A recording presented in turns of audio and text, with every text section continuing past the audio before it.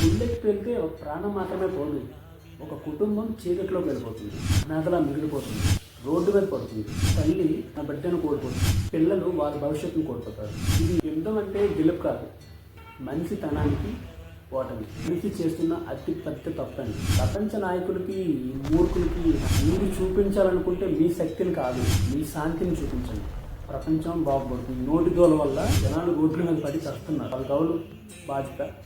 ఆయుధాలను కాదు, ఆలోచనలు ఉపయోగించండి. యుద్ధం అనేది దేశాన్నే కాదు, ప్రపంచాన్ని నాశనం చేస్తుంది.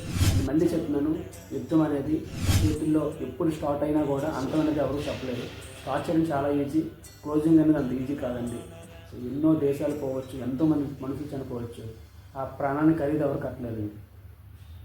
సో జై హింద్, జై భారత్, బీ కేర్ఫుల్ అండ్ జాగ్రత్త. తలమారిన గుణమొక్కటే తలమారి